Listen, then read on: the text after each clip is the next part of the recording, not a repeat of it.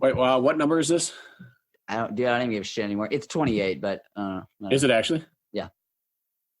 Obstacle Dominator Nation, episode 28. We're closing in on 30.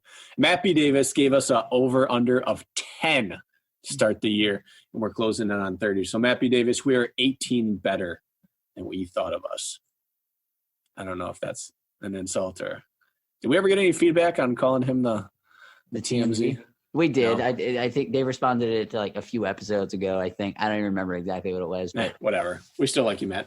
Anyways, Matt, I saw your face today on that Spartan Road to 1 million. You really cleaned up nicely. Did they put makeup on you? You kind of did your hair, but it was just like a blowout. It was almost like they just blew a hairdryer straight at you and then put some makeup on. But you look good. You cleaned up nicely. Nice little Brazilian blowout. Episode 28. Brought to you exclusively by Artistic Organics. Head over to artisticorganics.com.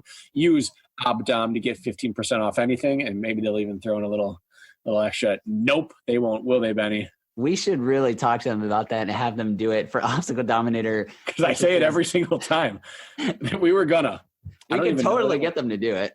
Yeah, they should. They should throw a little something. You know, Hunter's got his bulk pony shirts everyone's posting pictures of. We'll have everybody throw on like a little dangly earring.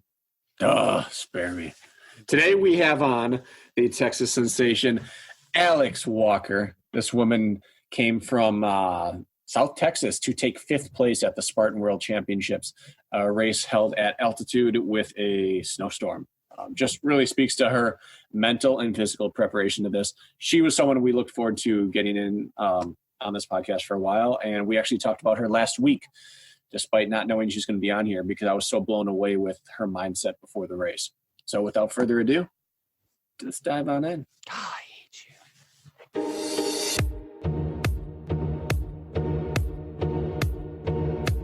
Welcome to the ObstacleDominator.com podcast featuring Benny Gifford and Brakken Crocker.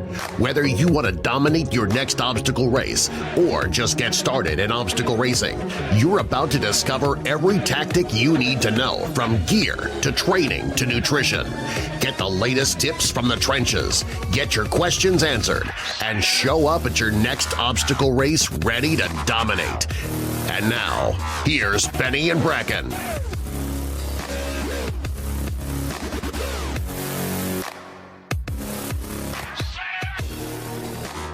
The Austin Toughest sweater, and we just had him hang out with us all night.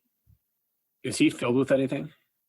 No, he's empty. Filled with love, Brakken. Love. Haven't you ever seen like the video with Charlie went to Candy Mountain or something like that? Candy Mountain, Charlie. Damn it, they took my spleen. Spoiler alert, Brakken, I don't know if it's worth your time, but you should still go look up Charlie and Candy Mountain on YouTube. It's not Charlie bit me. It's the better original version of Charlie. Okay, I'll give it a shot. But if I dislike it, you guys are dead to me. You will dislike It's not kid friendly. Okay, good heads up. It's kids friendly until the last like 8 seconds. The whole thing is just like, yeah, what's going on? They're going to Candy Mountain, and then they wouldn't get it, but. Okay. No. But we've started recording, just so you know, Alex. Okay. And so obviously we're going to talk about a lot of things, but one thing that right off the bat I just want to get to, which Brakken's little structured brain right now is like, Benny, you're skipping ahead. But dude, how did a Texas girl from Flatland, Texas come in 5th at Lake Tahoe at the Spartan World Championships? Oh man. A lot of incline training on a treadmill. Okay. Now, are we talking like 40% incline, or you're saying you got a normal one that goes up to 15? I actually won a treadmill on Instagram, a Nordic track, so it goes up to 40%. Hey. Contest. They did it 2 years ago. They did like a 12-day giveaway, and you had to like tag your friends. Yeah. And I tagged my friends so many times that they probably get to use my treadmill for free forever. Nice. You know, I remember you winning this right around the same time somebody else in OCR won like a row machine or something. And I was like, what? Yeah. I never get into these things because I'm like, I see like 400,000 people have liked it. And I'm like, I'm not even going to try. And then 2 people I know. I actually got my incline trainer, my second one. I broke my first. I got it that same holiday season. Oh, really? I had to pay for mine. Like a plebeian. But I got a really good discount. That works because they're expensive. I got it's actually, see if we can adjust here for a second. I don't know if you can see it. It is right there. Yep. Yeah, same one. XE11. No, it's the 22 with the big screen. Oh, you got the Big Daddy one. I did not. Yeah. So Well- I do have a question about that. Do you have to, does that one only work with the iFit membership? No, so I just Does it work without? so I don't even bother with the membership because I tried doing those workouts. They're not made for athletes. They're like made for the couch to runner person. Yeah. So no, I just do manual workouts every time. Gotcha. When I went to do that, the website read like the screen was inoperable without an iFit membership. Oh my God. And I was like, I'm not paying however much a year just to use the screen. It's like But $400. the one I have, it will not update. The software will not update. And as a result, I can't use any apps or anything on it anyways. Oh, that's crazy. It would be frustrating, but to make up for it, I installed a 50-inch television right in front of it. I just have a Roku in that. So that's my version of it, but it drove me crazy. Dude. Yeah, I don't even use the screen though. I have a TV in my garage that I watch everything on. It's better that way. Is Roku the thing where you can like download movies that are in the theater right now? Oh, that's Fire Stick. No. Huh. That's Cody with Fire Stick. Roku, Fire Stick, all those are basically just platforms for like channels. Oh, okay. I don't. And apps. I have no idea. Yeah. So I have my Netflix, my Amazon Prime, my YouTube, which I use to watch the first like 49 minutes of that Road to 1 Million today. Ooh, is it good? That was good to run to.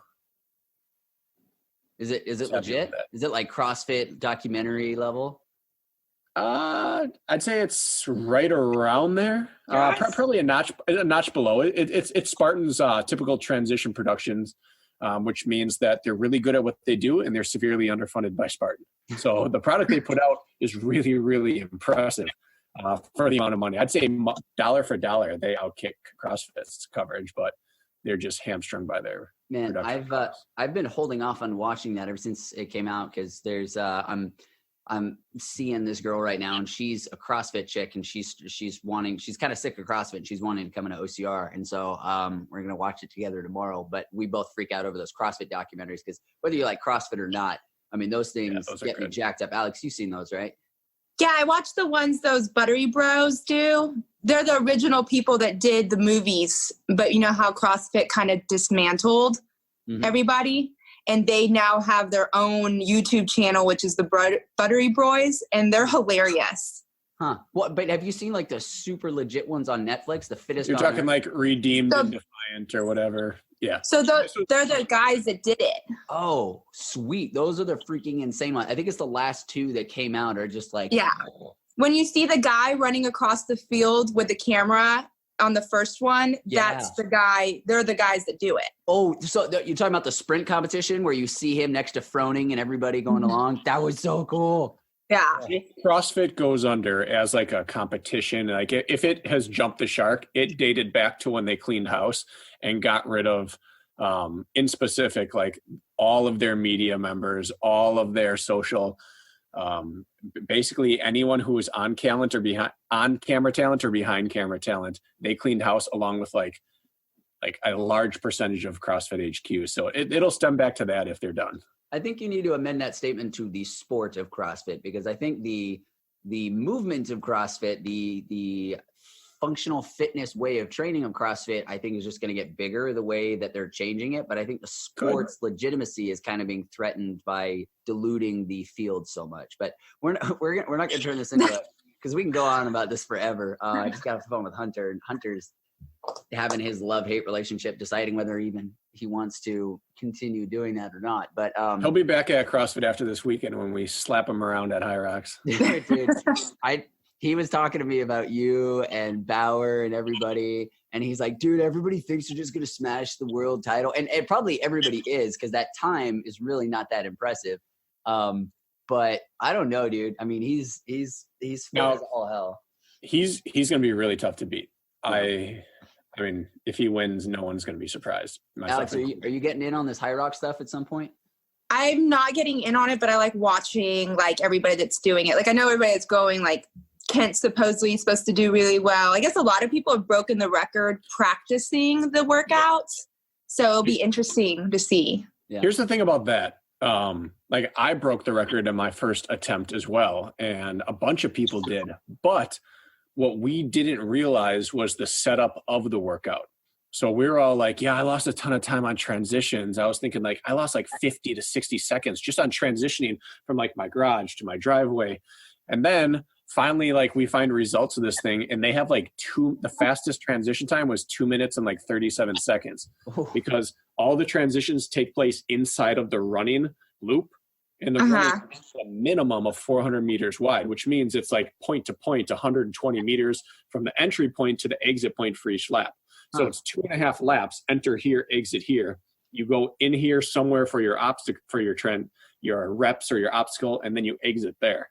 So if you're doing 8 rounds of running and let's just call it an even 100 meters, which it'll be more than, that's still an extra half mile of running that's not included in the workout.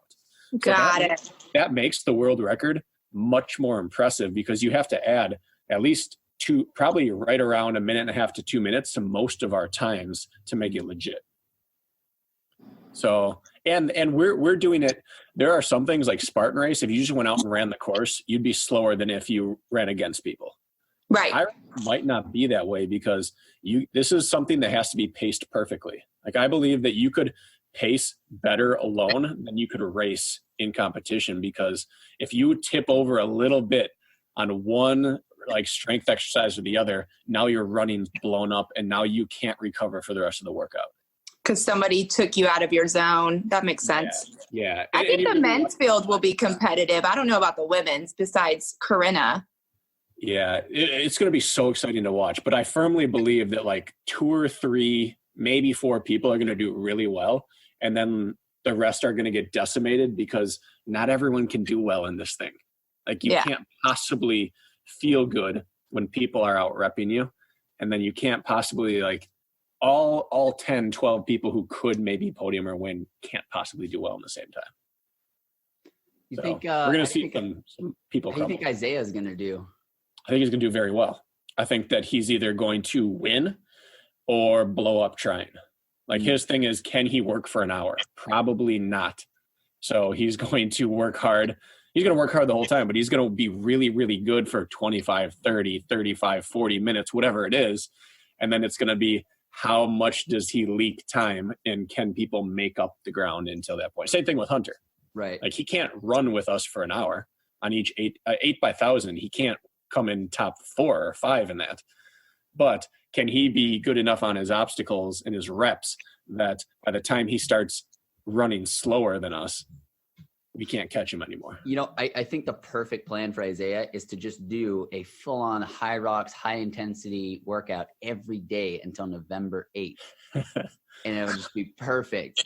He'll come into the stadium series super fresh, ready to throw down, and it'll turn out well for him.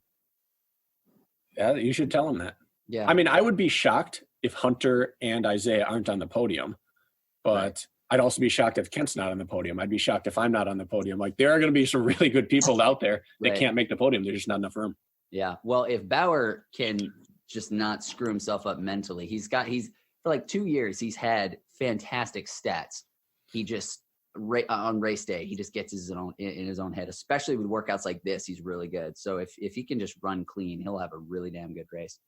On paper, he should be one of the top guys, but his issue is he's so methodically thinking everything out, and he forgets, like, you just need to be mindless sometimes and just go. Yeah. He just thinks so much. This might be the one time where that benefits him. That guy, he stayed at my house the night before the AT&T Stadium here in Dallas, and Coda was like in his way while he was going up the stairs, and he I guess he tripped Jack, and Jack for the next every single hour leading up to the race, he was like, man, I don't know, my ankle. And I'm like, Jack, first of all, if it did happen and it hurts your ankle, stop talking about it. Like, acknowledge it's a problem, do as much as you can to fix it, but stop focusing on it. There's nothing you can do, and it's just going to get worse if you focus on it. But the whole time, like, we're pulling up to the race. Jack's like, man, I don't freaking coda last night. I'm like, dude, you got to get over that. OCR is the one sport where stats mean nothing whatsoever. They mean your running times, your strength reps, like nothing matters at all, because they all have to be done simultaneously. and there's such like an ebb and flow of energy in a race like that. Like none of it matters. And Hyrox might be the sport that we've done in our world that stats matter the most. Yeah. Like everyone comes in knowing what they can row. Like for 1,000 meters, what cadence they can keep. They know what they can skier. They know what they can wall ball. They know what they can run 8x1,000. And if they exceed that, they know they're going to blow up. And if they go less than that, they know they're going to get dropped. Like everyone has their own game plan. And if you get caught up in a race, which a lot of guys are going to be, the first 3 or 4 running rounds feel okay. And all of a sudden it hits you in the face. And if you've exceeded your numbers, you're done. Where in OCR, sometimes you can just gap people, run a race you shouldn't be running, and you stumble your way and fail your way onto a podium. That can't happen in Hyrox. I don't know, man. It's still physiologically the same thing. You're running and you're doing feats of strength that then put you in a compromised running. And it's just, how much of that can you do? And the risk may be a little bit higher, but I think it's essentially the same thing. Like Killian could do good. I'm not arguing that. I'm saying the black and white numbers of it. Like what is your best meters per second you can keep on bucket carry at a 30% incline? We have no clue. Like what is the best pace you can keep down a technical descent with scree running versus mud running? Like we have no clue. Everyone knows. What'd you say? Faster than you, Brakken. Maybe, but we can't put a number to that. We can do it on the one route we know, but like, we don't know what the course is going to be like. If it rains, we don't know maybe if we click into a better cadence, we can match someone on a downhill we never have before. Everyone knows rowing is rowing is rowing. Wall balls are wall balls. The weight's not changing. Like it's indoors, it's climate controlled. It's on a flat track. There are no extraneous variables. Everything is so black and white that like, you know exactly what you're working at. It's the same concept as OCR, except that there's no guessing. OCR is totally unknown. The sandbags are different. The buckets are different. Your hoist might have a tighter, wheel on it that is trying to spin, but everything is totally the same for this. And that means that the people that stick to their plan that they know they can do are going to be moving in the second half. And the people that don't are going to be failing in the second half. So, Alex, to get immediately to the meat and potatoes, are you still are you still training with Yancey? Yeah. Okay. So even back when him and I used to talk a lot more than we do now, he would tell me every time, he's like, that girl, I'll tell her this, and that. And then she'll tell me at the end of the week, she ended up running like 20 more miles than I programmed. And I'm assuming that's still your style. What does your week look like? We meet more in the middle now than we did before.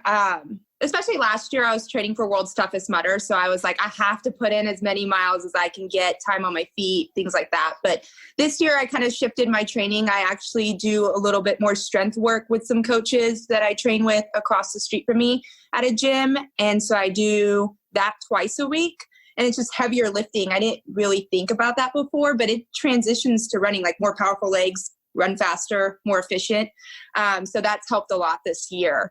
And then I follow Yancey's stuff to the T and a little bit less running, I guess, than last year. Yeah, you look kind of buff as you were talking there. It might be the lighting or something, but you kind of looked a bit Corinna-esque there, or maybe some heads up.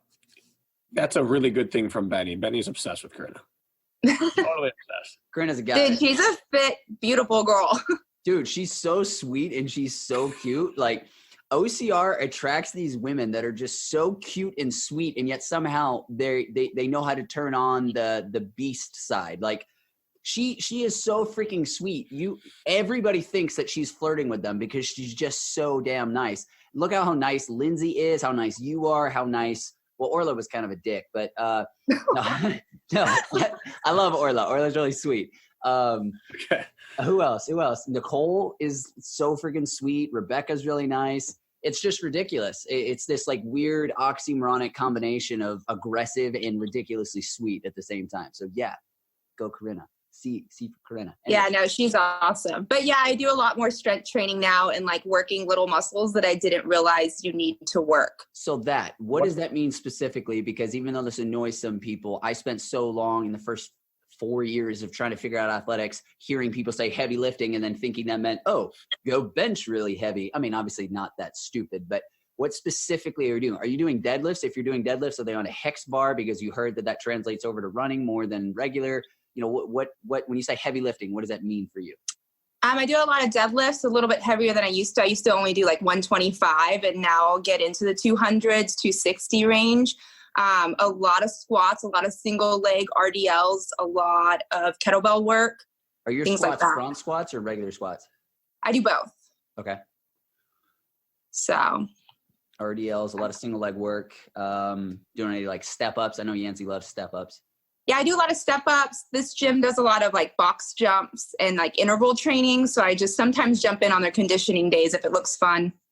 Are you trying to avoid the word CrossFit? Because it sounds like a CrossFit gym. It's not a CrossFit gym, actually. It's like an interval gym where they don't even have bars to do pull-ups. Like it's all bar work or running outside with a ball. So does that mean that you have different memberships, or you really just don't do that many pull-ups and stuff anymore?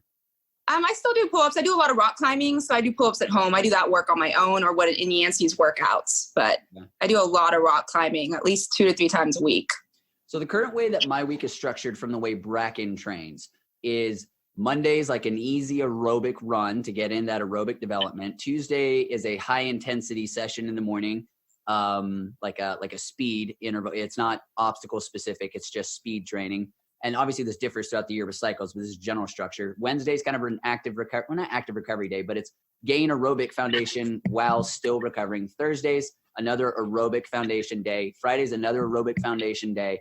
And then Saturday is like an OCR simulation. So he has it structured to where the intensities vary so that you're recovered maximally for each one of your days. Is yours more focused around intensity and recovery, just like kind of Brakken has it? Or is it focused around hitting certain running metrics and certain amount of miles each week? It's more time. It's not so much miles. I could spend 30 minutes on a treadmill and only get 2 miles if I'm climbing. So it just varies. I kind of go off of my feel of that day. Like if I'm feeling good and that's what Yancey's workout asks for, then I'll do it. But if I'm not feeling 100%, then I'll go pull my tire. Okay. But I also do like a lot of around your waist to help your form, not like you're dragging it with your hands. Yeah. So I drag it while running, and it's form, but it also works your muscles. So it's the same concept of climbing. And we're talking like a car tire, not a flipping tire. Right. Just a simple car tire. Yeah. Again, something I was not clear on 3 years ago when I started, and I tried to hook up like a freaking tractor tire, and I was like, this is bullshit. They are not doing 3 miles with this. Yeah. No, I don't have a small one. Like I actually have a good sized tire, which probably should be smaller, but I'm getting stronger, so I'm with it. Yeah. Okay. So with your, Brakken, go ahead. No, if you had go for it. If you're following that line, I had something I wanted to flash back to, but we can flash back at any time. Go ahead. Let's do it. Like bouncing around. All right. So one thing that intrigued me is like, I'm on board with the power work in order to drive your power as a runner. You know, that just makes sense. Your strength to weight ratio is key. But something you mentioned is something that I believe strongly in, which is working the tiny little other areas. You talked about those supporting areas. What have you felt from working those tiny areas in a race? Have you noticed a difference, or have you done it on faith? I notice a difference. Like if I'm bombing down a mountain with your ankles, I can actually protect my legs a little bit more and go faster because I feel like I can handle it. Mm-hmm. So I just little things like that, or even like hanging on bars, like little muscles in your traps in your lower area where I would normally be a little more fatigued. I can hang there for a while now without worrying about it. With how big downhill running has become in importance to your placement, can you specifically talk about what you're doing to strengthen your ankles? Because I know there are so many people. I know it's a skill set of allowing yourself to just not trust, but give in to that just slightly out of your comfort zone area. It would help a lot of people if they knew they weren't going to snap their ankles. So what are you doing? Well, I live in South Texas, so we live at the edge of the hill country. So I don't live in the flat Texas part. So that's the one key thing is a little bit different than where you live. I can go on the trails and get 2,600 feet of elevation gain. That's nice. Yeah, so people don't realize that, but I live in the hill country, so I can climb for 4 or 5 minutes and do multiple hills multiple times. I have a power line system. Downhill work in training. Yeah, well, and I don't do it a lot because obviously it causes injuries, but I still think it's something that has to be practiced. Like Yancey's not a big fan of it, but I do like to do it every once in a while because that pounding and that looking for that line down a trail is so important because you got to train your eyes to see that. Yeah. Do you and the rocks. You talked a little bit about box jumps, but do you do anything else that you do for the sole purpose of bulletproofing yourself for downhill, or do you do things that you've noticed carry over to downhill, staying power? I don't do anything specific. I do have a mat, like, I don't know if y'all ever seen them, but they're real squishy. They do it for rehab, for therapy. I do a lot of RDLs on that, which requires my ankle to get stronger on it. In Ohio, I did the Ohio Beast. They had a hole in front of the inverted wall and I stepped in it, like literally a hole. So I rolled my ankle in it and thought I broke it. So I ended up going to my chiropractor and he recommended one of those mats. And for a few weeks, that's all I sat on just to get my ankle stability back and strengthening it. Interesting. Is that something you're going to keep in your routine moving forward? I do it every day now. Nice. Every day. Wow. That's something that I've been wanting to take more seriously. A few weeks ago when I was able to start picking up training again, and I was kind of coming from a pissed off place of just how unable to train consistently for the past 5 months I've been because of these surgeries. I was just trying to look at every way that I could start taking this seriously as a profession and not as a hobby. Because if you treat it like a hobby, it'll reward you like a hobby. And if you treat it like a profession, it'll reward you like a profession. And I was just looking at the amount of time that I have that I could just fill with doing things like that. Like whatever, if I'm going to play Halo, just freaking stand up on one of those little pad things, or don't play Halo, just freaking balance on one of those things and fill my day with stuff like that. What you mentioned about a chiropractor, we're going to be having Brakken. I haven't told you this, but I want to have my chiropractor on probably next week or something. There's like weird ups and downs. It depends on which athlete I talk to. They're like, chiropractors are full of shit. That's not real. And I don't really understand how they think that, because I know they usually read some kind of forum somewhere where some nut job was talking about maybe one chiropractor who's a nut job. I don't understand it. But every time I go to the chiropractor, he fixes all kinds of stuff for me that, yes, I need to figure out why it's happening in the first place. But every time I go there, there's obvious gains from it. So is that something you do when you feel something wrong, or is it just a consistent thing you do because you acknowledge you're beating the crap out of your body? I do it consistently. So I think, and I've learned this, the faster you get, the more things seem to break down and kind of get out of whack. And I go to my chiropractor all the time.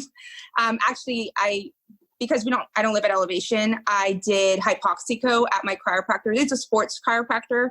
So they offer cryo, they offer hypoxico, they have a running coach. You can do your VO2 max there. They also did this thing where they put sensors on your legs to see what is firing first, whether it was your calf, your glute, your hammy, because there's actually a sequence of the way your leg needs to be firing when you're running, which is how I found out my glutes were really weak. And this was like 8 or 9 months ago. So I worked really hard to get those strengthened, because it's a big deal with running. It's easier to run off your butt than it is to run off your calf going up a mountain.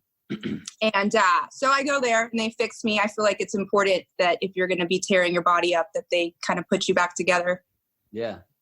That's I've always wondered if I'm running with my ass or not, because like I can flex each one of my butt cheeks individually. I feel like they engage, but how do you know whether they're actually being used during running or not? So sometimes I'll be running and I'll have like both my hands on my butt cheeks. And I'm like, I can't tell if this is working or not. So I think I'm going to ask my chiropractor or get a reference to go to somewhere like that up here, because I would love to know if there's something just not firing or or if it is firing. Or not firing in order. Like my left butt cheek was like weak compared to my right butt cheek. So I learned that when I was doing deadlifts or doing certain things, I would actually lean to my right and work off my right side versus my left side. Huh. Do you have a soccer background? No. Do you have any I rode ball? horses. That's it? Yeah, I played, all sports when I grew up in South America, but I mostly rode horses. Come on, Brakken. Not all Hispanics play football. That's good. That's good, Penny. Thank you. I don't know if you're Hispanic. You just look Hispanic. I didn't know this is the first I've heard she grew up in South America. Yeah. Well, let's get into, there's like a couple points I want to get into, but let's start working backwards. The first is that what I've noticed is that ball sport athletes growing up playing that have a dominant glute and a dominant hip. One that anyone who throws a lot has the hip they drive off of and the hip they plant on, and that they do two different work as an athlete with that. And soccer players, those who make it to a high level, are pretty ambidextrous with their feet, and those who are not have a designated kicking leg. And as a result, they have a plant leg, which is used to impact, and they have a drive leg that is used to torquing and working, and that those kind of athletes generally have that imbalance. So it's just kind of crazy that the things we've done well in the past hurt us in the future. Second, when I was in Colorado, I had a lot of issues with my hips because of up and downhill running, and I found the same thing, that my glutes just weren't doing what they were supposed to do when they were supposed to do. And part of my rehab was anytime I was going up 20% or higher, I had to be touching the top of my glutes.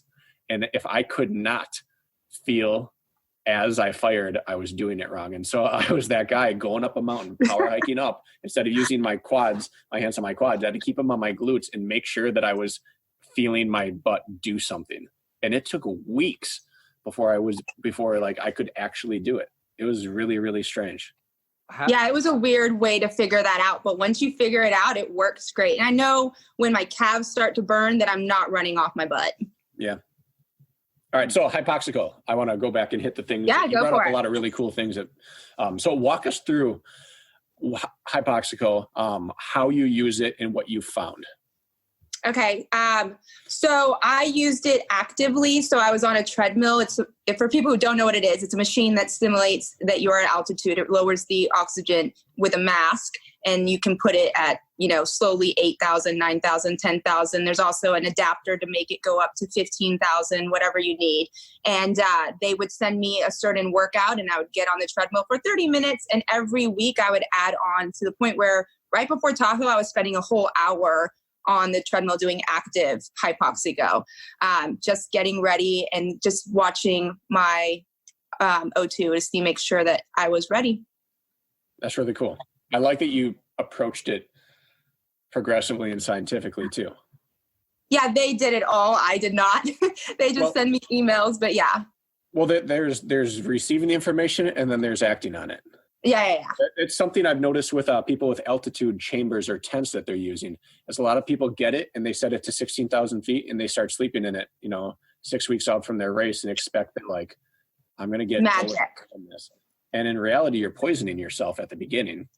You're unable to sleep, you're unable to recover, you're not unable to get into deep REM cycles, and you're actually just depriving your body. Rather than reading the damn instructions that come with it and realizing, I need to start at 6,200 feet and acclimate my way up to 16,000. And so I feel like this just goes in line with the sense I got from you in Tahoe. You and I have known each other for years, but we never really got to know each other. Yeah. Tahoe was probably the most we've ever talked. Yeah. So quick backstory. The Tahoe World Championship race got delayed by at least 2 hours. And everyone who was needing to be there racing was already on site, and it's really cold out. So luckily we had a hotel room on site. So Alex came over with her boyfriend, Brian Gowiski, Scott Hyland, a couple people. Woodsy was in and out. But we got a chance to talk for, 45 minutes or so before her race. And I was just struck, Alex, by how locked in, logical, and just dialed in everything you were doing was. I don't know if you listened to our podcast last week. But I actually talked about you on there. I said, before we knew we were going to interview you, I said, before your race started, I knew that barring something crazy, you were going to do awesome. Because I talked to a lot of people leading up to this, and very few people came off the way you came off. Like you asked questions, but they were like, here's what I know. How does that strike you? It wasn't like, what should I wear today? It's too cold. Like, oh man, what are the other people thinking? I don't want to. You were just saying, here's my plan. This is why I'm doing it. What do you think about that? This is what I'm definitely going to do. What'd you use yesterday? Okay, that works. Thinking off that. And like, you were so sequential in everything you did. And you were so got an air of confidence about you that didn't make sense coming from Texas up to the weather we were in, altitude we were at, but you knew you were ready. And getting some hints of this at now, kind of pulling back the veil of how you train, how you approach Hypoxico and different things like that. It kind of resonates with me why you were so, I don't know if you felt confident, but why you were so at peace with your preparation, because it doesn't seem like you leave things to chance. Yeah, I mean, I knew going that the weather was going to be bad, so I took whatever I had like jacket wise. I did World's Toughest Mudder last year. So, I mean, if anybody that watched it, it was 24 degrees all through the night there too. It was freezing, but we're luckily in wetsuits. So I was like, it can't be worse than 24 hours of this mess. But mostly it became an obstacle race. And that's like, I'm not the fastest runner. I'm not the fastest climber, but I can out obstacle a lot of people. And that's where I was like, the messier this race gets, the better it's going to be for me. That points out something. I don't remember who I was talking to about this week. Probably talking to myself in the car. I was thinking about the Selection, that TV show that Kent was on. And I was thinking how, assuming you can make it out of that mentally in one piece, how everything after that should just be like, oh, I'm getting a divorce. You know, at least I'm not shut in a box for 3 hours with dogs barking at me and I'm sleep deprived. Like at that point, everything's just like, whatever, it's daily life. And so what you just said there is like, it makes me think that there's a legit reason to do a 24-hour race at 24 degrees where you're wet and miserable. Because then everything after that's like, whatever, I don't care. And the end of the day, we pay to do this. Like I didn't travel all the way to Tahoe. You know, I'm a single mom. I work full time and I do this. I didn't travel all the way over there to play around with whatever was going on. So I wanted to be as prepared as I could be. The day before it was snowing, I went out with my gear and ran in it just to make sure I was comfortable and happy with it and not too hot. And then the next day I got to talk to you and we talked about what was going on at top because we couldn't go up there. So we didn't know. So it was, you know, I was glad I got to talk to you about, you know, how be careful after the swim. You want to keep your hands warm as you're going down the mountain, things like that. I did not know that the sandbag carry, the double sandbag carry was going to be probably one of the best that Spartan's done in a long time. In what way? So a lot of the carries have been pretty simple this year, even in the US series, like pick up your bag, run real quick. You can run with your bag. That was mentally like, I watched a couple girls quit on it. Like as I was finishing, there was 3 girls that were like, I'm done. I don't want to do this anymore and walked off. Huh. That's the half pipe there on their That's ski. where they did the bucket carry in 2017, right? They've done a bucket there. They've done maybe 2 buckets there. They've done 2 log carries there, but they've never done a double there. And as soon as they decided that, it was like, they've decided to make this gritty this year. Yeah, no, it was awesome. You talk about it like, yeah, I'm not out here to waste my time. Or everyone had that option, but it was amazing how many high level athletes I talked to, professional people who will claim they're professional or truly are professional, people who are spending their family's money to get out there, who didn't want to be out on that mountain. Like just because you made the decision that seemed like really coherent and smart to you did not mean that it was an easy one to make. So for the people who listen to this, I do want to drive home the point that like you talk about it casually, but that was not an easy thing to just say, yeah, the worse, the better. Let's go do this, because there are so many good people who quit on it out there. They just didn't want to be there.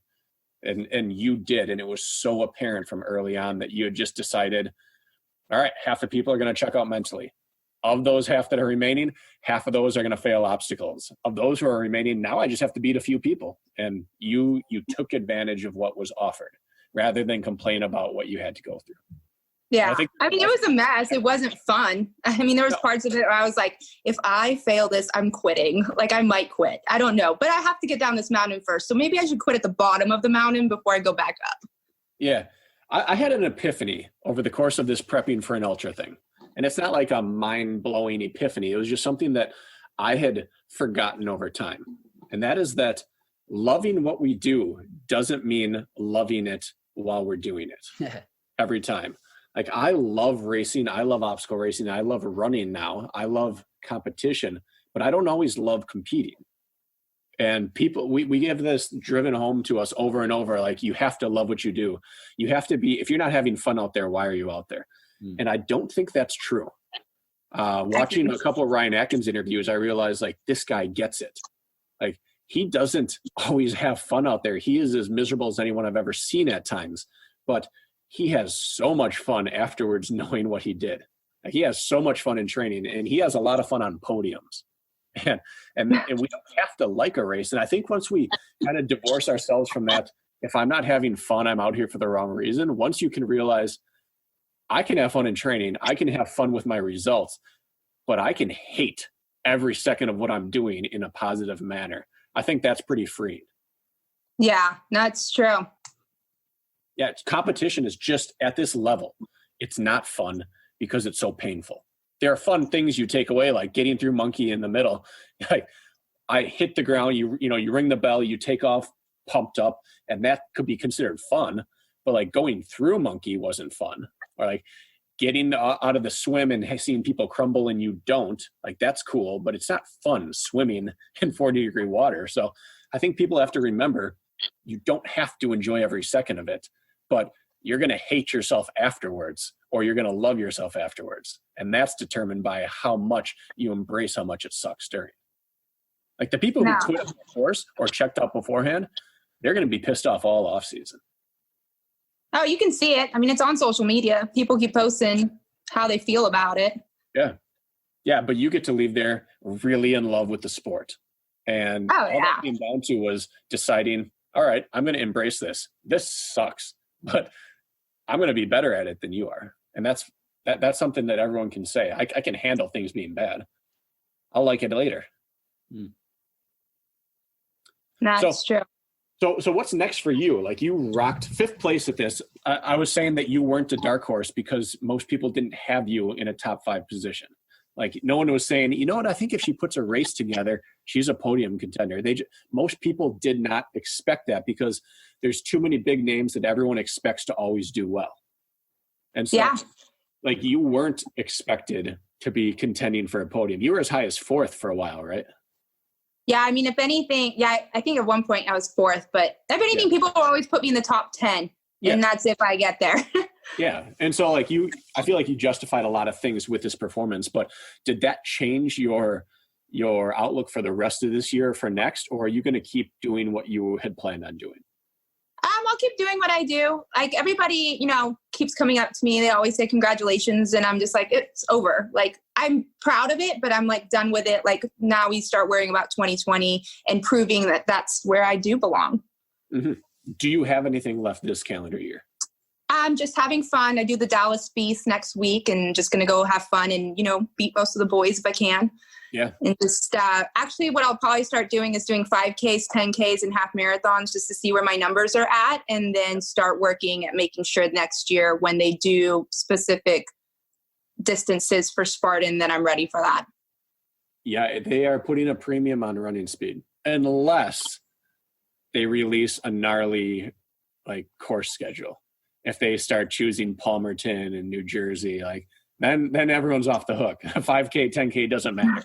But most likely they're going to still choose some courses that you're going to have to be able to get up and go. Yeah. And, Seattle's always in there. So that's always fun because it's wet there. So that always is an advantage. Seattle doesn't ever get too mountainous, right? The first part of the course is kind of separates the pack because you do run up the a little mountain hill thing and then it gets flat. But not climbs. Yeah. Okay. Because I've always wanted to race like that video going through the river. The course just looks so wild and technical. That's my favorite type of running. Mm-hmm.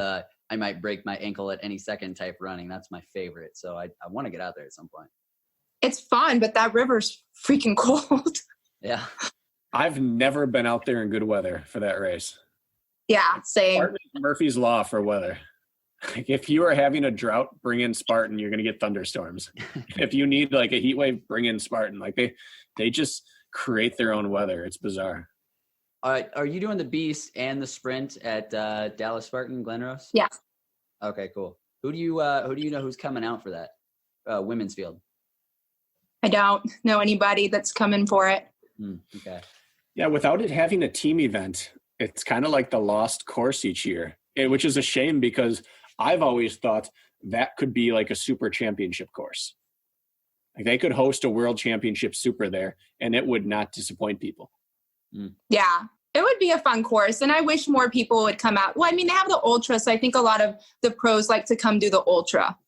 Yeah. Wait, they're doing an ultra this month? Yeah. It's the last one to qualify for Sweden, I think. Oh, so ultra if anyone still has to, they're screwed. Yeah. If John Albin can't turn around from that, no one's turning around. Yeah. Is it the Did you have any desire to jump into that Sweden thing? No, I don't. You know, I did World's Toughest last year. It was mentally just draining. It was a fun race to do, but the recovery for it's just absolutely insane. Like it could take a month, it could take 2 months. You just never know when your body's going to come back from it. And I just love training so much. Like that's what my passion is. It's not so much racing, but just training that I have a hard time sitting on the couch drained. Hey, Alex. Yeah. You know, I could help you come back from that, help you recover quicker. Some CBD. Some CBD, specifically from Artistic Organics. That's right. You're about to witness our live commercial for Artistic Organics. This is a perfect Start place my to talk. watch. Yeah, 55 okay, seconds. time me. We're only supposed to give them 60 seconds, and I do way more than that because I like talking about CBD. 50 seconds remaining. And no, this hasn't. Okay, Artistic Organics is who sponsors Obstacle Dominator. Alex is on board with CBD also. I take the 700 milligram bottle. I take it morning and after in the evening. Since you're timing me, I'm just babbling at this point. I don't know, Brakken, you talk. I don't handle pressure well. Go. I rub it on Lisa's Achilles every night, and that is the extent of my CBD use. Hey, man, if it's on your hands, that THC is getting in your system. You better watch out. Test me at Did you ever do the research on that I sent you, like where the difference of it is? Yeah, so I'm actually like pretty extensively researched on CBD, and nobody pops positive for CBD. And if nobody does, like it just doesn't happen, even if they're taking the one with the THC in it. It's just that physiologically, technically, it could happen. It's like, yeah, you could also pop positive for eating a what kind of bagel? A poppy seed bagel? Poppy seed. Yeah, and nobody does. So, well, I mean, I guess people do. But anyways, that was a really shitty commercial for Artistic Organics this time. But go to artisticorganics.com. Use the code. What is it? OBDOM. OBDOM for 15% off. Anything. You can get that fantastic herbal blend that I combined with marijuana that Brakken had a problem with last time, but I got a lot of feedback. That was funny. So get whatever you want, people. Fantastic. Wow, Alex. You said justifying your spot in this sport. That's something I have been in that exact position. Getting having a finish that you know is you and that other people might see as kind of that like outlier. What is that spot you're looking for next year? Are you going after the series? Are you going to wait to see what the series turns out to be? Or do you have kind of more of an eclectic view of the season? I'm going to see what the series has to bring and just see what they have, what their offer is out there for the different races. I might just train and do 1 or 2 and then do the championship and then just do worlds. I don't know. It just all depends. Did you guys see the Instagram post Spartan made this yesterday? I did. Did you see the to be announced championships at the bottom? The stadium? Yeah. Trail, Ultra, Trifecta, Worlds, US, and Stadium. Like that. So these are all things that we heard whispered about, but Spartan always has things whispered about. They put it on a calendar. Now it's TBD. We've seen things not followed through before, but if half of those get followed through on, that's awesome. They're going to have a Trifecta World Championship. They kind of have like a Trifecta thing now, but they don't really call it a world The championship. grief, right? Yeah. Like if they make that a world championship and put big money on it, if they make a stadium championship, yeah, I mean, an ultra world championship that was not a 24-hour, I'd like to see both, honestly. I'd like to see an idea that I've had for a while is I'd love to see them put up like 10 or 15 grand and have like Atkins, Albin, Killian, Cody, Hobie, get like a field of 8 people who are just the best endurance athletes in the sport. And then the same thing on the women's side and let them battle out in a winner takes all ultra. That would be cool. I would watch an ultra world championship on like a real ultra course, not just a 24-hour, because it's such a huge divide between those two. Yeah, it's a big difference. 24 hours, like the far end or towards the far end of the ultra spectrum. I mean, they could even do a 6-hour, like ultra would be really cool, or a 7-hour situation where you do laps. Yeah, it'd be awesome to watch. One more thing that I've heard rumored, and I don't believe we'll see it, but I would love to see, is that they have multiple types in the U.S. series. You know, one person, we had a rumor that they might just do one of each. Stadium, Sprint, Super, Beast, Ultra. You can drop one.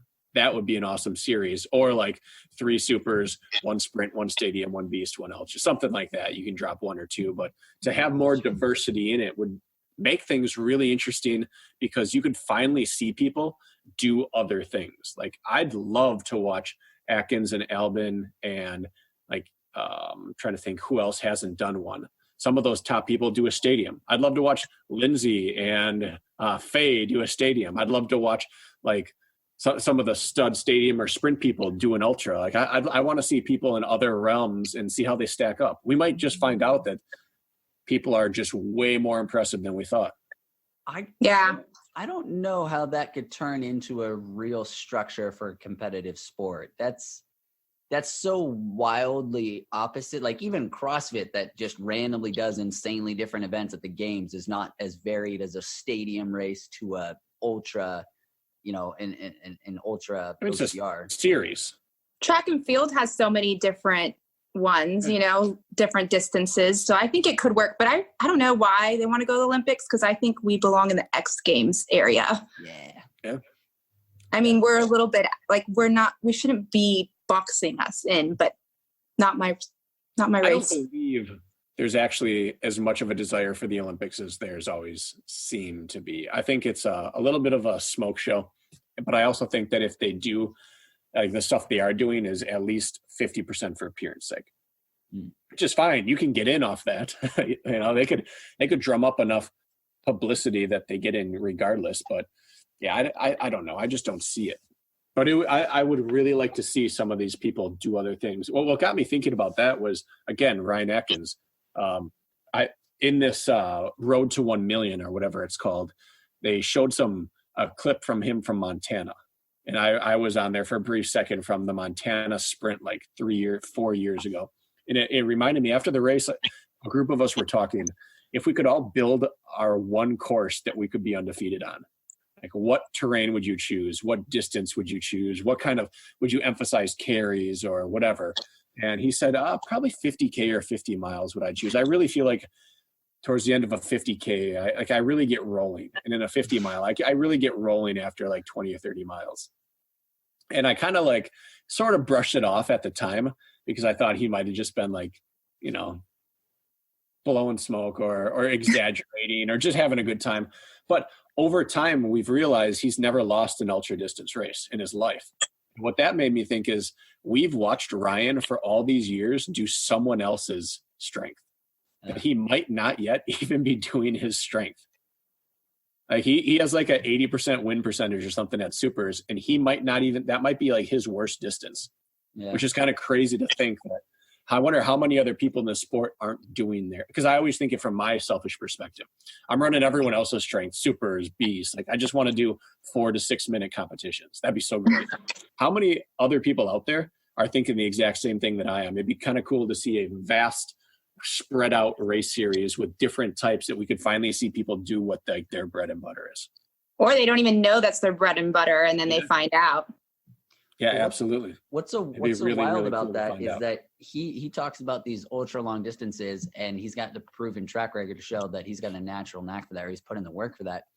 But then you think about where he has excelled the most, and that was a race that really wasn't that long. It was a 15K, and it was loaded with the most technical and most grip taxing obstacles we've ever seen, Battle Frog. And he, no one ever beat him except for Hobie. And, we could throw up the certified not fresh legs statement because he ran like a 100-mile race like a week before that or something. But to be what you would think is the opposite of the spectrum, meaning like ridiculously grip strength, oriented technical obstacles versus, in extreme distance. So he's got skill sets on both sides of it. Yeah, it's crazy. And there's people like that all over the sport. What would if you had to choose a course that you think that you would have your best chance of being a world champ on, what would you do? Outside of things like, I would make people do a left-handed drawing, with blindfold, like realistic, a course that could actually exist in reality. What would you do to try to be a world champ?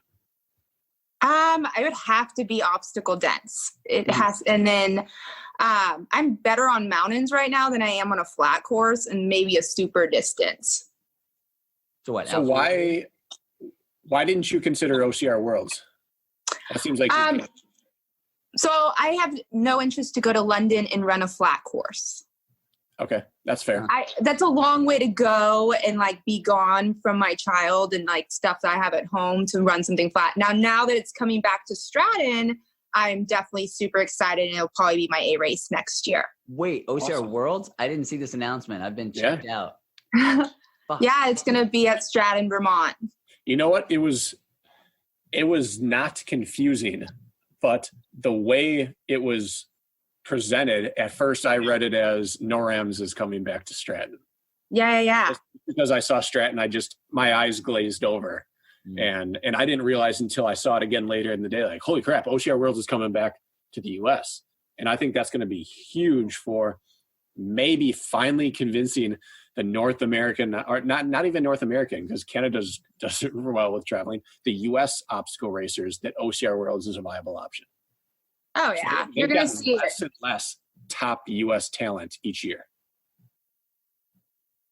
Yeah. Part of it's because they're like, a lot of us are afraid to go over there and have our grip fail. And then the other half is people just don't even consider it like a viable option for whatever Or reason. half just popping positive on drug tests during team competitions. So. Yeah, that's true. But either way, I'm excited that we could finally have some of these arguments settled. Like, no one wanted to fly over to London except the people that were like had travel sponsors or were sure they were going to win money. Yeah.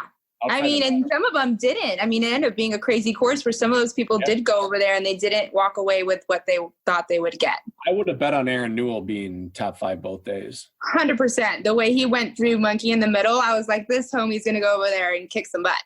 Yeah. Like, he's proven to have some of the best hang strength and transition strength in the sport. And he's proven to be able to do it in cold, wet conditions. I thought, like, he's set. This guy's made for this kind of thing. And it just goes to show that OCR Worlds is so much of a gamble because one little thing snowballs that, the U.S. contingent doesn't travel. Why does the rest of the world like obsess over OCR and travel everywhere in numbers and these great uniforms and like people with their faces painted in the crowd, and the U.S. won't leave like their region? It's bizarre. Like, I also think they have better sponsors.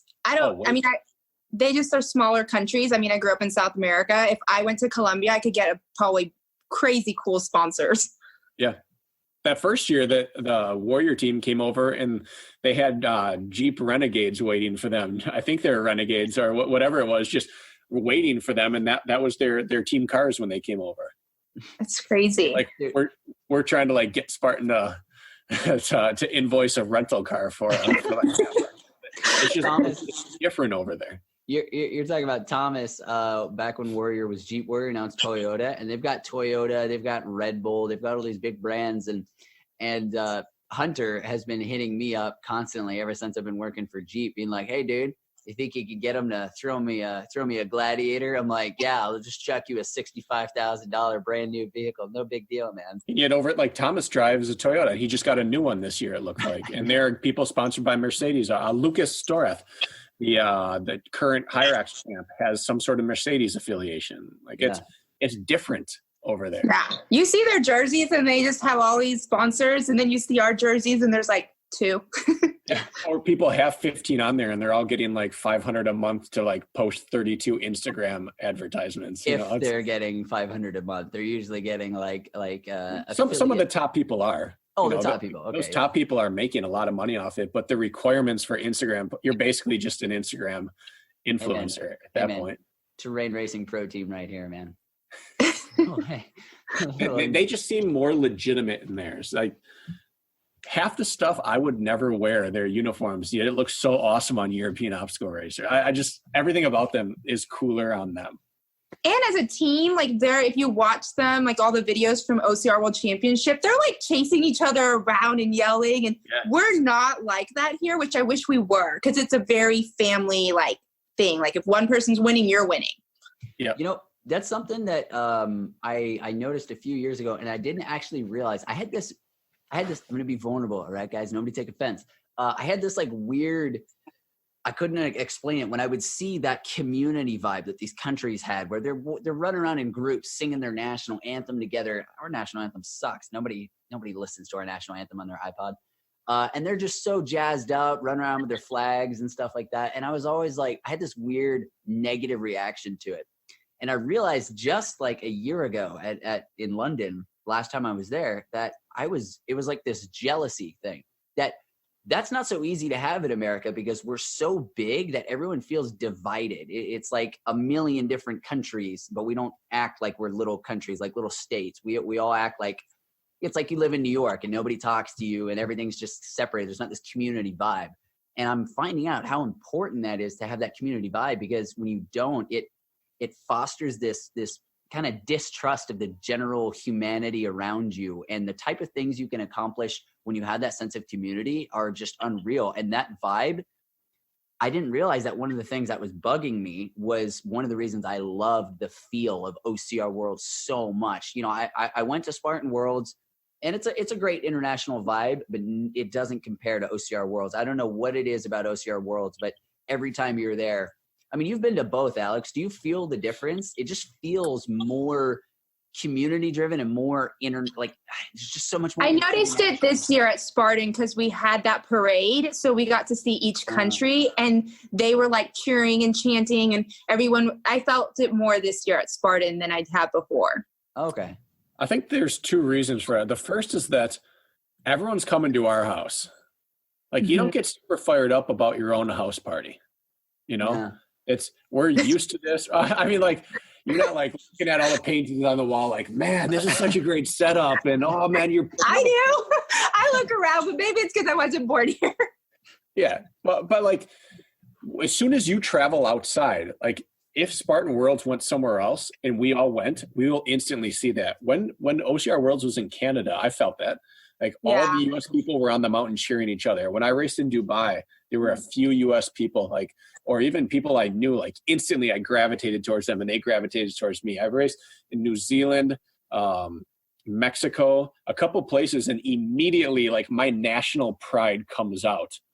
It's just that we're at home, we're lounging on our couch essentially, and like, just kick your shoes off. Like, look at those cute kids over there. They're so excited to be at my house. Like I live here every day. It's not as exciting, but when we go to their house, like if we did a Parade of Nations, let's say they do go to Abu Dhabi next year and Spartan flies, we all get great sponsors that fly us over there. We're going to be so nationalistic over there, like in a positive way. We're going to have our flag and we're going to march into their massive stadium in Abu Dhabi. And we're going to be caught up in the moment, because it's different when you are the minority versus the majority. That's true. You don't unite when you're the majority. You unite when you're the minority. And we in the US are always the majority in this sport because it's on our home turf, and we don't take the other nations as seriously. Like there are these newbies that come over and they're so wide-eyed and bushy-tailed, and we're like, oh, that's cute, but like I don't need to parade through Tahoe. We would feel different if we were in Vienna or Zurich or Abu Dhabi. Suddenly we'd be caught up in that. Yeah, that's a good point. Alex. I got to see it. My sister competed at a world level for gymnastics, and the first world championship. I mean, and we traveled to watch so many of her big competitions. And in the U.S., it was always like in U.S. national competitions, it was you're cheering against people, and people like we grew to not like because they were her competition over the years. And the first time she competed abroad, we were like family. And the first time they hosted Worlds in New Orleans one year. And like everyone that we used to like, we couldn't stand their families. They're so obnoxious. We were all chanting USA together. It immediately just galvanized everyone once you were no longer the majority. Alex, that's my long-winded take. I just looked over to the corner of my room and I saw my little mystical flute that I play. And I was wondering, do you have any like weird things you do that, you know, everyone pictures all of us just running around all the time, meal prepping and waking up early at the butt crack of dawn and just working all the time. What do you do besides house little empty soulless unicorns? That's like I don't know, something we wouldn't expect. Oh man, I really have nothing. You play any instruments? I don't. I'm terrible at music. I'm terrible at singing. My son's always like, stop, don't sing in the car. Do you dance? For fun, but it's terrible. I really don't have any talents. I think you do. We just don't. It's just not popping up in your head. When you play video games, you're like a badass Halo player. No, my son plays all that. I don't. I can pick up any sport and try to be the best at it. That's usually something I can do. What's the most fringy sport besides OCR you've ever done? I rode horses, so I did show jumping, so I traveled a lot for that. Okay. Was that in Colombia or here? And here. I did it there. I grew up there, and I grew up all over Peru, Venezuela, Ecuador, Bolivia. My dad was in oil, and then I moved here. When did you move here? I was in 8th grade. Huh. That's a tumultuous time to switch countries. Yeah. Were you used to switching countries enough that it was okay, or was the cultural divide so big between South America and here? So my dad is American, and so we would come to the States every summer. So I went to American schools. I followed the same time school period as they do here in the U.S. So every summer we would come up here, and then I would go back down there. I had like a weird way of growing up. So anybody's like, where are you from? I'm like, everywhere. What do you have the fondest memories of from that time? Oh man, I went to so many cool places. I went to the rainforest. I hung out in the Amazon. I hung out with like tribes. I've been to the tallest waterfall in the world. Like I just got to see a lot of things that people. Benny, what's the tallest waterfall in the world? I don't freaking know. Niagara Falls? Well, hell, I don't know. No, Angel Falls in Venezuela. Is this like a common thing I should know? That is so freaking specific. I think it's considered like a wonder of the world. Is that one of the 7 wonders? It changes every year. I don't think every year they do new ones. I don't know if you know that. What? Like they change. Yeah. You can't change that. They're not. What? What? The pyramids in Egypt, my mom went and I was like, so that's a 7 wonder. And we looked it up and it's currently not anymore. That's bullshit. You don't get to tell me something's a wonder and then next year be like, psych, we've been there, seen it, done it. It's not wonderful anymore. My favorite to tell people is there's pink dolphins in the Amazon. Is that true? Look it up. Are in those the rivers, right? Are those the ones that can't swim like really shallow waters? No, but there's something they eat in the water that turns them pink, and they're ugly. Like they're not cute dolphins. Oh, like deformed. They don't have the long bottleneck nose. Oh, that makes me sad. That makes me sad for some reason. You ever eat? I would always do papers on them, and the teachers would be like, "You're a liar," and I'm like, "No, I'm about to prove you wrong." That's funny. I used to when I was a Boy Scout, and I was at scout camp one year, and I had to pass this one test during environmental science, or I didn't get my merit badge, and I had to write about an endangered species. And so I chose the anal spitting fire frog from Asia, and she totally bought it, like didn't even question, or not she, he totally bought that it was a real thing. And I just made up this long story about how it was an endangered species and something about anal something. Oh my God. But which is not real, like pink dolphins. I don't know, Brakken, what's the that's a dumb question. I was about to say what's the tallest mountain, but that one is Appalachian. But that one is who's the tallest man Living? ever or living? Hunter Mcyntire. Oh, that's the correct. Actually, it's my dad. No one's taller than my dad, apparently. That's right. Everyone's dead. All right, Alex, we're going to get into some rapid fire here. But before we do, behind every successful athlete is a support team, whether that's, just emotional, financial, sponsors, whatever. So this is your chance. Shout out the people who helped you get Sexual. Oh my God. Yancey Camp with Yancey Culp. He obviously is a big thing. Mudgear socks are a big thing for me. Power Park Fitness, which is here in San Antonio. It's an obstacle course gym. But yeah, and my family, my friends, my sister helps me a lot watching my son every time I travel. Nice. That is so much bigger than anyone without kids will ever realize. Oh yeah. It's like having to board your dog every time you leave, except way more important. Oh yeah, because you have to get their clothes, and then you want to give them money for food, and then you got to check. No, definitely. Right, so, what is your relationship with Spartan before we move on? Do you have any sort of... I'm on their pro team. You just didn't mention them. I didn't know if you guys were on. Yeah, no, I do. I mean, I guess I don't think about those things. I hate when people list off a ton of sponsors, I guess. But yeah, Spartan, if it wasn't for them, I mean, they do a lot for me. Okay. I didn't know if you'd been dropped in the last month, and now I feel bad. No. Way to call me out on it. No. I love you, Spartan. That's right. Well, technically, yeah. Brakken, you have frozen on such a beautiful face. Your audio's still good, but it's this shocked turtle face, or maybe you're getting your bunghole tickled. Oh my gosh. No, she has a son. You can't be saying things like this. He might come across this. He's asleep. Dude, I've said the F word 3 times in this podcast. If he's gotten this far and he's still good to keep listening, then I think bunghole is an all right word. He probably has no idea what that is. In referring it to your mother's bunghole. There's a big difference there. I didn't refer to anybody's mother's bunghole.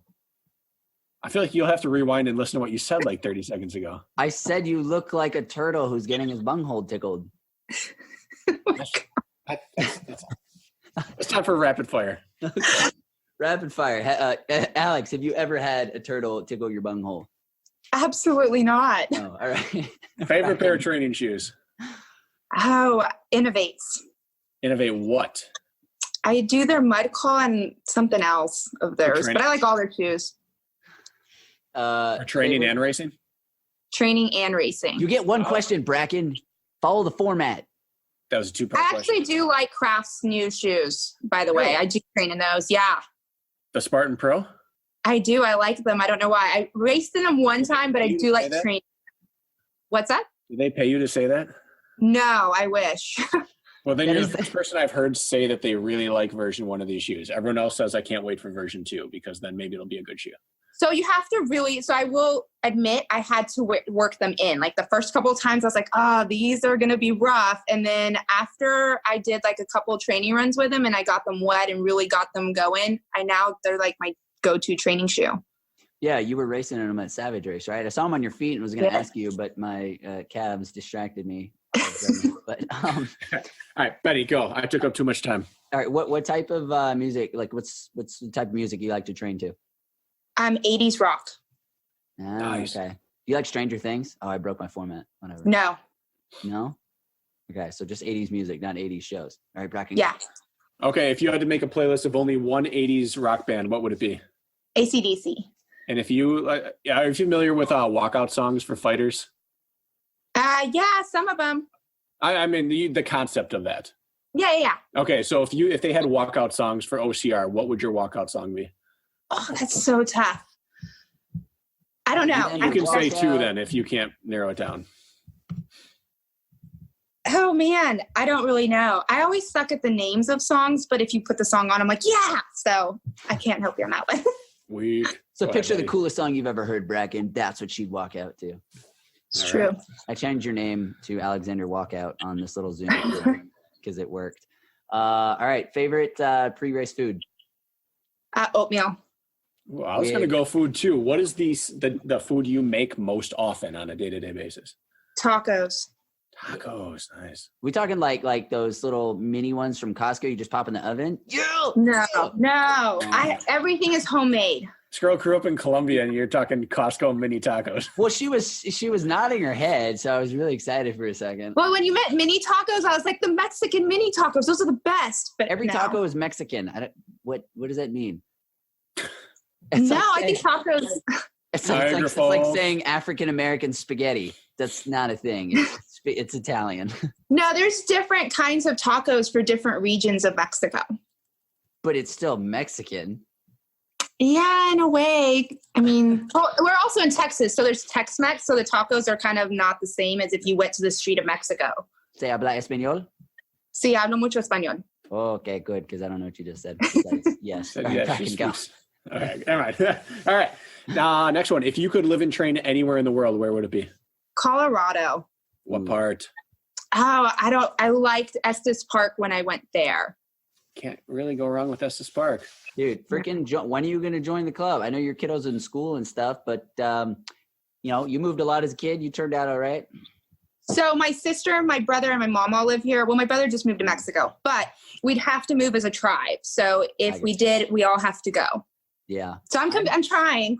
I'm freaking stuck. I meant to move back here after Colorado Springs for maybe a year, and I've been here for going on 3 years now, and my entire family has been trying to move. We all live within like 10 minutes of each other here, except for one sister in Utah. And one of them got divorced, and now she has kids here who her ex is now dating someone else, and so she can't leave until he decides he wants to go somewhere, and none of the rest of my family will go while the grandkids are still here. And I'm like, look, I love you guys, but I'm the freak out of here as soon as I find like a real organic situation I want to. But they're all like stuck and they can't move unless you freaking... Kids complicate things. Lisa and I would be in Colorado if it wasn't for kids. Yeah. The cost of living here is amazing. You cannot ever say Texas cost of living. It's the best. And gas is not $6. It's $2.03. $2.03 right now. Wow. Every time Hunter calls me... $2.39 today. Every time Hunter calls... it's $2.09 right now here in... When I was in Tahoe, I saw the gas prices and was like, what is this? And then I filled up the card. It was like $100, or my boyfriend did. And I looked and I was like, what is this mess? $100? It's crazy to me. Yeah. That's what Hunter, every time Hunter calls me, the first half of the conversation is, bro, I'm in love with Malibu. It's the most amazing thing. I woke up above the cloud line today, walked around naked with the birds and amazing. And then the next half of the conversation is, I'm so sick of California. I spent $160 to fill up half my tank and traffic and blah, blah, blah. And I'm like, dude, that's unfortunate. That sucks. I'm not interested in, like, the bottom half of California is a no-go for me. It's too deserty. Even though there's trees and stuff everywhere, it's like barely surviving type. Actually, kind of what Austin looks like. I'm not really a super fan of like southern Texas either, because it gets to this like San Antonio. Right. I'm an hour from Austin, but Dallas has nothing. What are you talking about? No, dude, well, first of all, Dallas is not like my ideal location either. I'm not like, yeah, go Dallas, but it's way more green than Austin is. I can tell you that. The green that's in Austin is like the green that's in SoCal. The green here is more like what's in Arkansas or North Carolina or something like that. Well, it doesn't get much more rapid fire than this. Favorite, somewhere between 1 and 3 book recommendations. I'd prefer if you gave 1 training, 1 inspirational, and 1 fiction, but do what you got to do. Books. I recently read, what is the Uphill Athlete? Yeah. I really like that. Uphill Athlete or Uphill Training Bible? Which one? The Uphill Athlete. Gotcha. And they didn't have it. So I like to audiobook everything because I really don't have that much time to read. But they didn't have that on audio. So I got stuck reading it whenever I was in the car 6 hours driving to the mountains. Because we do have mountains in Texas. In case West. you didn't know. West. Yeah. Yeah. Dude, I just found that out. That we have like actual legit a huge national park, or is a state park down there. Big Bend, it's a national park. That place is freaking gorgeous. I didn't even know that was there. I mean, it's like 10 hours away from me, but still. It's a 6-hour drive for us. And so I spent a lot of time leading up to Tahoe going back and forth from there. And then we also have another group of mountains, which has like the tallest peak of Texas. And my goal was to get the fastest time going up it because I didn't know there's a website you can go look, and I got it. So you mean Strava? Congratulations. No, it's fastestknowntime.com or something like that. Now, do you have fastest known or fastest known female? I have fastest known female right now, and I'm only a couple minutes behind the guys. Not that we have a competitive group of trail runs here, so it kind of makes it not fair. You don't have to qualify. If you can get the all-comers record, you claim that. But yeah, I'm going after the men's. That's what I'm after. Hey, on that note, I trained at a track, and I got the fastest 200 meters ever. There's no need to mention it's a middle school track. That's true. Other books. I like David Goggins' book that he just came out. I liked it audio. I listened to it because I think he spoke in it. It was really good. And then I listened to what's the CrossFit girl that won a couple times, the blonde one, Katrin David's daughter. Hers was really good too. What is hers? An autobiography? Yes, how she became the best in CrossFit. And nice. Okay, that's cool. Cool. And she talks a bit about like your training's important, but how as a person you have to be good to like as a human mentally be good to be the best as well. So I thought that was good. You know, if you ever like route through Reykjavik, Iceland on your way to London or something, there's just Katrins walking around everywhere. It's ridiculous. Like everyone looks like that. I mean, minus the obscenely Shrekly buffness. Everyone is just not a very good descriptor. That's not a positive connotation. It's a very beautiful country with beautiful people, and the men and women are all fit. You think she's going to listen to this podcast? I'm not worried about offending her. She's gorgeous. I think you could say offensive things without the person hearing it. Shrekly. There's nothing Shrekly about Katrin David. And she's not that buff compared to some of the other girls. I think she's like the prettiest, like even looks very female-like. Well, I rescind my previous comment. that Amazonian warrior goddess. Is that better? No? Jeez. Okay, whatever. This fit freaking athlete. I'm just going to... Yeah, it doesn't have to be hyperbole always. Let's talk about just your final goals as we close out here. What next year... Wait, we already talked about this. You said you're just going to play it by ear and see how it goes. You know what, Brakken? I'm going to let you... I mean, as long as I keep growing, that's all that matters. You think you have some more growth in you? Yes. Second puberty kind of thing? Maybe. I just feel like I haven't met my top speed yet, and I think I might not catch up to the best of the best, but I do have room to grow. I mean, I've grown big time with my climbing. Like, I went to Tahoe in 2017, and I did not belong on that mountain. Even Yancy said it. I did not belong there. Yeah. It shows the power of a treadmill. And I didn't used to believe that incline training transferred to mountain running. And I still don't know if it's a 1-to-1, but it is close. I used to think it was like 0.8 to 1. And now I'm pretty certain it's higher than that. Like if you can, it doesn't matter where you live. If you can put your time in on the incline trainer combined with some other key pieces, like you can hang in the mountains. No, I agree. Especially when you don't have those long 2-mile, 3-mile climbs at home. It's so like, that's one of the biggest reasons I use my treadmill is for that long 30-minute hour climbs where I can't get that here.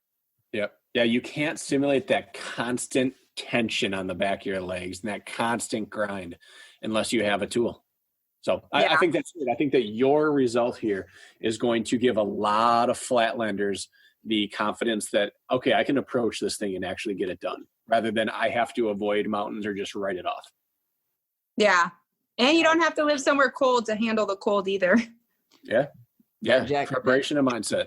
That jacked me up when I saw your results because I have a really, really good mental game, but the one place where I immediately have to start fighting my brain during races is the second.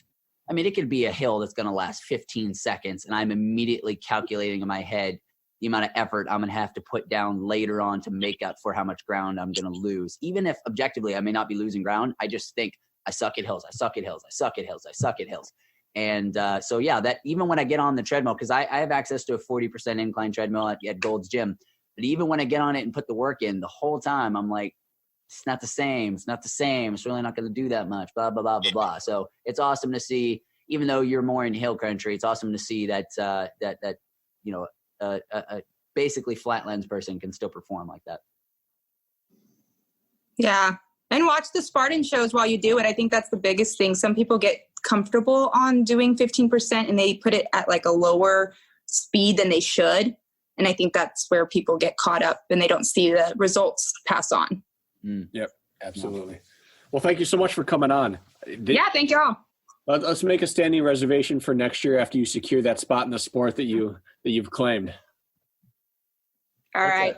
That's a loose one because it's not a clear spot yet, but we'll hold you to it to actually put a name on that at some point next year. I will tag y'all when it happens. All right, good. All right, Alex, thanks for coming on. Good luck with your off season. Good luck here at Dallas Beast. I'll see you. Hey, you want to bring that fancy toothpaste you were talking to me about, Miss Dental Assistant? Yeah. I'm a hygienist, not an assistant. Sorry, I don't know the terms. Maybe assistant to the dentist instead of Brakken. Do you get it? Do you get the office reference? Yeah. You like The Office, right, Alex?